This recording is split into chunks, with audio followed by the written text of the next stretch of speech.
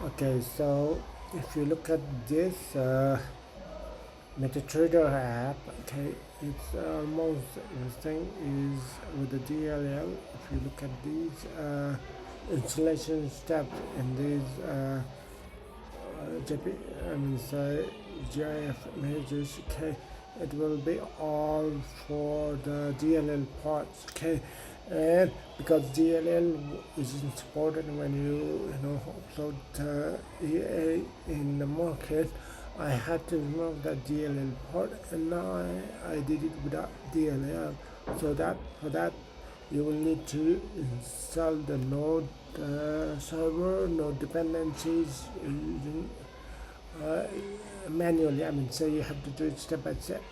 But to ease out, I have created a script.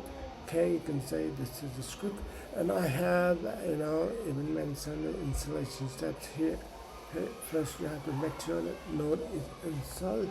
Okay, to make sure that node is installed, you can just do node -v. Okay, to install node, all you can do is you can go to like instead. Yeah, you can just go here and you can download the MSI one, okay, and follow the steps. Then you will get the nodes. You have to make sure that npm, okay, and this will be good to, okay. Yeah. Okay, so this is all mentioned. That's what it says, okay, and then what you need to do is, okay, so you have to go to this files folder, okay, check right now this is empty, okay. Now what I'm going to do is I'm going to run the one that's in the market, okay.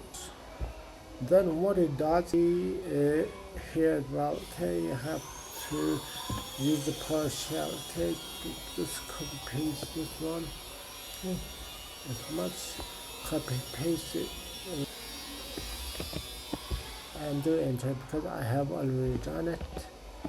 So, and then what it says that now go to that folder, you're already there, okay, and then say in the terminal I'm already there. Then what it says is that for the deploy command, okay, there is already ps1, okay, this one, okay. What it does is that it changes to JavaScript, and then it installs whatever is in presentation, okay, no dependencies, and then it will run the server for you. Okay,